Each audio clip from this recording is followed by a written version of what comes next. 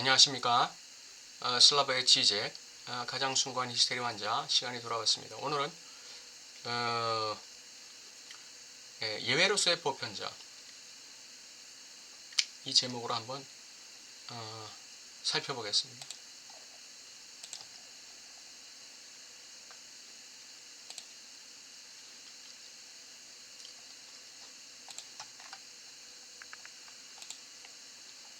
오늘 좀 내용이 조금 길지만 약간 속도를 내서 나가 보겠습니다. 예외로서의 보편자, 하나의 요소에 대한 하나의 전체의 사례. 하나의 요소에 대한 하나의 전체입니다. 요소는 전체가 실존하기 위해서 나와야 하고 배제되고 제외되고 부족하거나 잉여가 되어야 한다. 이게 이제 자칼렉 밀레의 얘기죠. 전체에서 요소는 전체가 실존하기 위해서는 이 요소가 나와야 돼요. 배제돼야 돼요. 제외돼야 되고 부족하거나 부족해지거나 잉여가 되어야 됩니다. 여기서 전체는 그것의 요소들과 동일한 수준에 놓인다는 것이 중요한 점이다.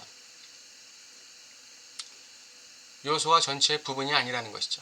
그것은 요소들 중 하나처럼 부재 자체인 결여 요소인 역설적 요소처럼 작동한다.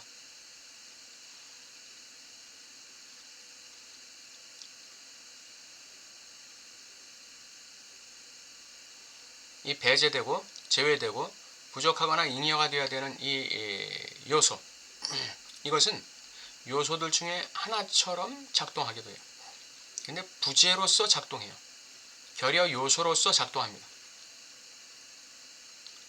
자신을 결여 요소로 상정하면서 전체를 유지하는 이 역설적 요소처럼 작동하는 것이죠. 우리는 기표의 고유한 부재를 기표의 한 부분으로 간주해야 한다. 이걸 결여의 기표라고 하죠. 즉 결여 자체로서의 한 기표의 실존을 상정해야 한다. 결여 자체로서의 기표. 이것은 기표의 기입의 자리와 일치하는 것이다. 이 차이는 어떤 점에서 자기반영적이다. 즉 그것은 기표가 다른 기표만이 아니라 기표로서의 자기 자신과도 다른 필연적이긴 하지만 역설적 지점이다. 기표라는 것은 어떤 상징계 아닙니까? 상징계라는 것은 어떤 전체를 구성하는 거예요. 전체를 구성하지만 또한 결여의 기표이기 때문에 전체의 구성에 말하자면 하나의 역설적인 지점으로서 위치하기도 하는 것이죠. 전체로 구성된 것이 그게 의미가 없다는 거예요. 의미가 없다는 것이죠. 그게. 왜? 그것이 결여 기표의 역설적인 특징이다 이거죠. 처음에는 추상적 보편성이 있다. 그리고 특수자에 도달하게 되는데 그 이유는 추상적 보편성이 그것의 상대물로서 특수자를 요구하기 때문이 아니라 그러니까 대척점에 있는 그 보편자, 특수자 이런 개념이 아니라는 것이죠. 추상적 보편성이 이미 그 자체로 특수한 것이기 때문이다. 추상적 보편성이 특수한 것과 대척점에 서 있는 게 아니라 추상적 보편성이 이미 그 자체로 특수한 것이다. 추상적 보편성은 전부가 아니다. 그것에서 벗어나는 것은 바로 특수자이다. 다시 말해서 특수자의 추상을 통해서 도달하게 되는 보편성이라는 점에서의 추상적 보편성이다. 그러니까 추상적 보편성이 그 특수자의 추상을 참조하지 않으면 그것은 거짓된 추상적 보편성, 헛된 추상적 보편성에 불과한 것이죠. 특수자의 추상을 통해서 도달하게 되는 보편성이어야 추상적 보편성이 되는 것입니다. 진정한 의미예요. 헤겔의 변증법의 한복판에서 보편자와 특수자 사이의 구성적 불일치, 그들 사이에 항상 결여된 만남을 발견한다. 미끄러짐을 만난다 이거죠. 그리고 바로 보편자와 그것의 특수자 사이의 이 모순이 그것의 진정한 동력이다. 그러니까 이 모순이 없는 경우에는 이 변증법이 일어날 수가 없는 것이죠. 보편자만 있는 사람, 추상적 보편자가 전체를 구성하고 있는 사람, 이런 사람은 변증법적 그 자기 발전이 없는 사람이죠. 그러니까 반드시 그 모순되는 특수자를 배제해야 돼요. 아까 배제하라고 그랬죠? 배제하고 제외시켜야 돼요. 그것은 나의 부족이에요. 또 나의 잉여가 될 수도 있어요. 잉여라는 건 넘친다는 건데 이 넘친다는 것이 아무리 전체를 채워도 여전히 채울 수 없는 그런 잉여를 얘기하는 것이죠. 그래서 이 모순을 항상 발견해야 돼요. 이 모순이 그것의 진정한 동력이 되는 거죠. 예, 이 모순이 주체의 자기 발전의 진정한 동력이 되는 거예요. 특수자는 항상 부족하거나 잉여인 상태이다. 잉여인 이유는 그것이 보편자에서 벗어나기 때문이고 추상적인 것으로서의 보편자가 그것을 포함하지 않기 때문이다. 부족한 이유는, 그러니까 잉여인 이유는 그것이 보편자에서 벗어난다, 즉 배제되기 때문이다 이거죠. 예, 벗어나기 때문이다. 부족한 이유는 특수자가 보편자를 채울 만큼 결코 충분하지 않기 때문이다. 특수자는 항상 부족의 상태를 유지하거나 잉여의 상태를 유지하고 있습니다. 의미작용적 전체의 분리, 나누기는 결코 완벽하거나 완전하지 않다. 나누어 떨어지는 게 아니다는 얘기죠. 16 나누기 2는 8이다. 이런 식으로 떨어지는 게 아니에요. 텅 빈 전체로서의 전체 자신인 너무 많은 요소가 차지하는 텅 빈 자리가 항상 남는다. 이거 뭐죠?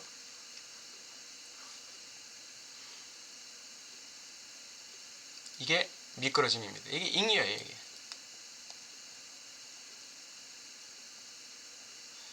이것이 잉여입니다. 이게.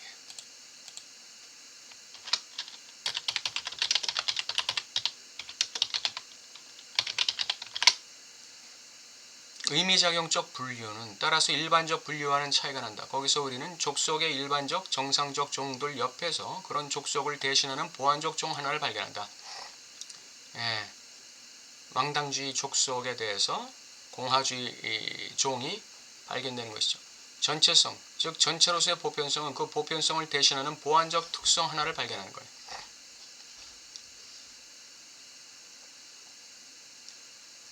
그 보편성을 대신하는 보완적 특수성.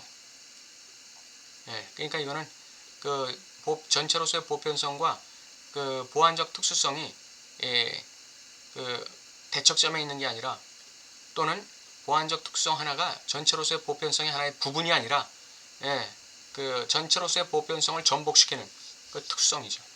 전복시키는 특성. 그러므로 이는 전부가 아님의 논리다. 왜냐하면 잉여 때문에 또는 부족 때문에 전부가 될 수가 없어요. 특수성 때문에. 특수한 요소들의 집합을 총체성으로 만들기 위해 우리는 거기에 역설적 요소 하나를 첨가해야 한다. 또는 빼야 한다. 이것은 여기서 결국 같은 것이다. 즉 예외 위치에 놓는 것이다. 빼든지 부족이죠. 더하든지 잉여죠. 어쨌든 예외 위치에 놔야 돼요. 요게 중요해요. 요게. 예외 위치에 놓는 거, 요게 중요한 것이. 이 역설적 요소는 자신의 특수성 자체 안에서 족속의 보편성을 그것의 부정처럼 작동하면서 구현한다. 그래서 이런 그 특수성을 절대 부정성, 절대적 부정성이라고 지난 시간에 얘기가 나왔었습니다. 다시 말해 분열 나눔은 특수자의 계통이 아니라 보편자의 계통이다.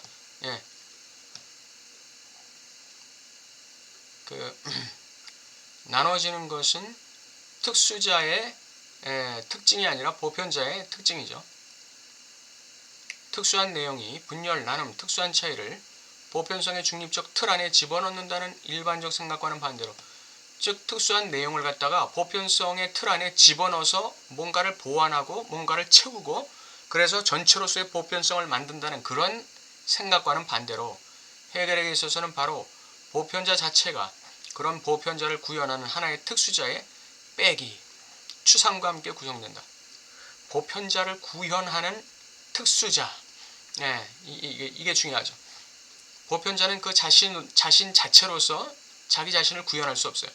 주체의 보편성은 그 보편성 자체가 주체를 구성할 수가 없는 거예요. 주체의 보편자 자체가 구성할 수 없는 거예요. 반드시 하나의 특수자, 이 잉여 또는 부족분, 이것이 보편자를 구성하는 것이죠. 보편자는 특수자의 한복판에서 보편자를 구현하는 요소와 특수한 풍부함 사이의 분열, 철저한 분열 안에서 솟아난다. 여성 전체는 총체화되지 않고 보편적이지 않은 특수한 전체이다. 계속 같은 얘기가 나오는 거예요. 보편자는 특수자의 한복판에서 솟아나는 것이죠. 근데 그 특수자는 보편자를 구성하는 요소와 보편자를 구현하는 요소와 특수한 풍부함 사이에 그 간극에서 그 균열에서 보편자가 솟아나는 거예요. 이게 절대적 부정성을 참조하는 대자적 보편자예요. 대자적 주체. 여기서 대자적 주체가 탄생하는 것이죠. 여성 전체는 총체화되지 않고 보편적이지 않은 특수한 전체이다. 여성은 총체화될 수 없는 그리고 보편적이지 않은 특수한 전체입니다. 이 다수는 인간 족속의 즉각적 구현처럼 작동하기 시작하는 하나의 요소, 즉 남성이라는 것을 거기에서 배제하는 순간부터 그것의 보편성을 얻는다. 남성을 거기서 배제한다는 말은 뭐죠? 바로 여자가 여성 전체가 총체화되지 않고 보편적이지 않은 특수한 전체인 이유는 남성을 배제하지 않기 때문에 그래요. 그러니까 남성을 배제하는 순간부터 여성 자체의 보편성을 얻게 되는 거죠.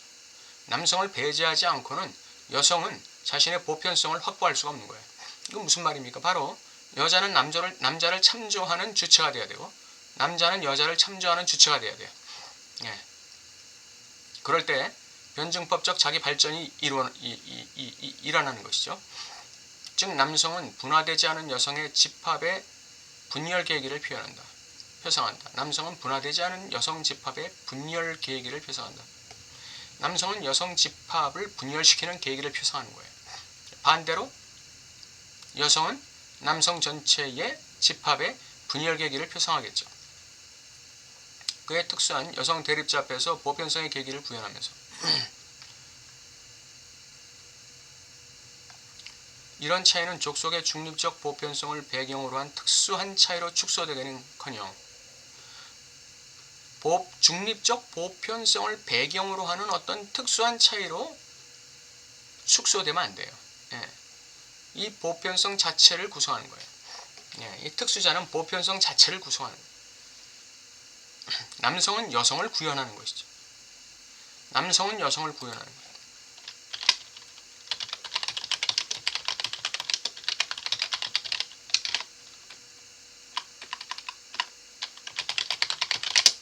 차이로서의 남성은 여성을 구현하는 거예요. 바로 이런 역설이 중층 한정의 범주가 겨냥하는 것이다. 각각의 총체성은 역설적인 특수한 요소를 포함한다. 그 요소는 자신의 특수성 자체 안에서 전체 총체성에게 모범을 보인다. 그리고 그것에 특수한 색조를 입힌다. 이것이 중층 한정이다. 특수한 요소가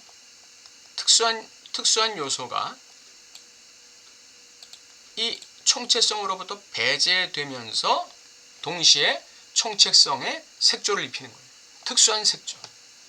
이 특수한 색조라는 건 이건 특수자가 입히는 것이, 특수한 요소가 입히는 거죠. 이건 특수한 요소가 입히는 거예요.